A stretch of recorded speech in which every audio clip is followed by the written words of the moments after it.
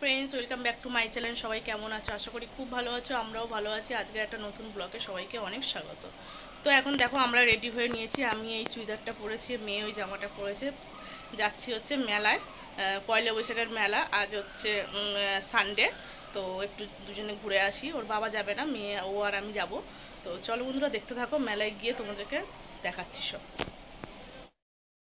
তো এই যে রাস্তায় আছি, বেরিয়ে পড়েছি। মোড় থেকে অটো ধরবো, ধরে তারপরে যাবো। চলো, সঙ্গে থাকো।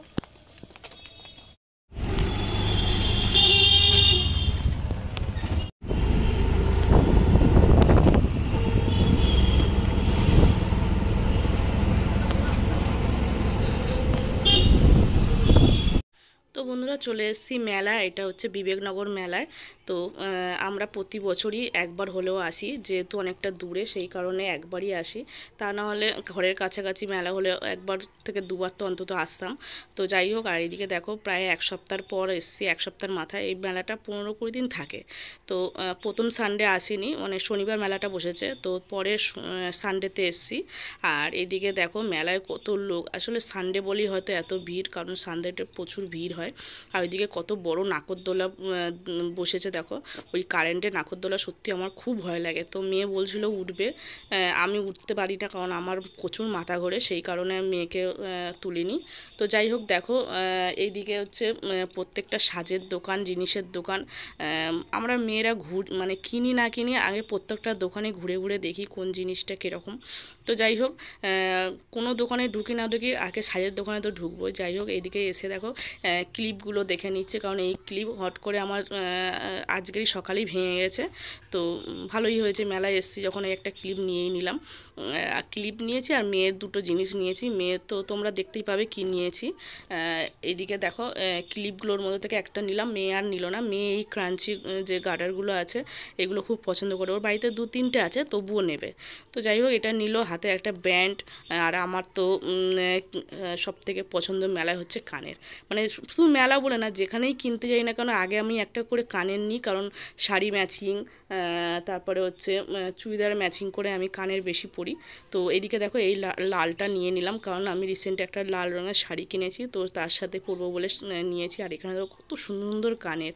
আর প্রত্যেকটা দোকানের মানে এই সাজের জিনিসগুলো দেখে না এত ভালো লাগছে, কি বলবো। তাই এখানেও দেখছিলাম প্রচুর কানের, কিন্তু আমি আর নিয়ে নিই, কারণ ওদিকে কানের অলরেডি আমি নিয়ে নিয়েছি। আর এদিকে দেখো প্রত্যেকটা রাইড কিন্তু খুব সুন্দর, মানে এখানে ভালোই বেশ হয়। তো যাই হোক, তো মেয়ের বায়নায় মেয়ের সাথে চলে আসলাম এই ট্রেন চড়তে। তো সত্যি খুব মজা হচ্ছিলো। প্রথমে উঠবো না ভেবেছিলাম।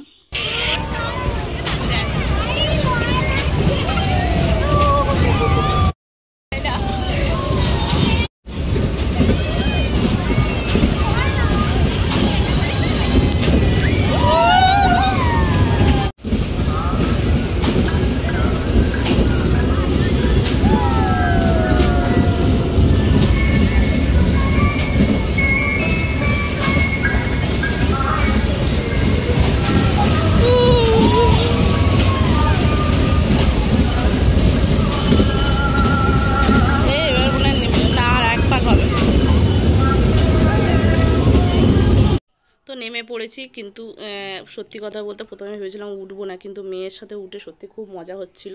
আর এদিকে দেখো বাচ্চাদের মিকি মাউসটা আর এই ইলেকট্রিক নাগরদোলনা দেখছিলাম, দেখেই আমার মাথা ঘুরছে।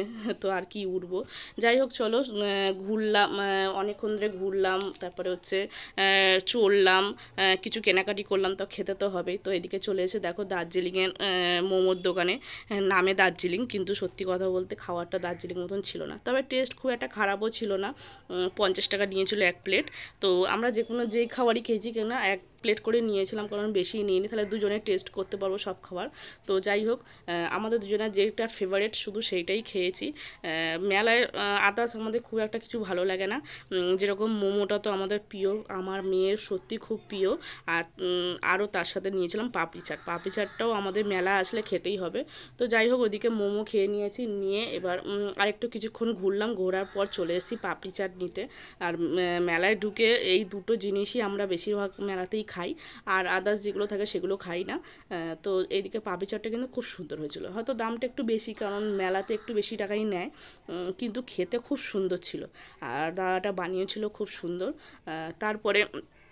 তারপরে আর কি, কিছুক্ষণ ঘুরলাম, পাপড়ি চাটটা খেয়ে কিছুক্ষণ ঘোরার পরে চলে যাব হচ্ছে যেটা হচ্ছে মেলার আকর্ষণীয় জিনিস, মানে খাবারের মধ্যে, সেটা হচ্ছে জিলাপি। মেলার জিলাপি মানে একটা টেস্টই আলাদা। মিষ্টির দোকানে জিলাপি যেরকম খুব একটা ভালো লাগে না, কিন্তু আমার মেলার জিলাপি খুবই ভালো লাগে।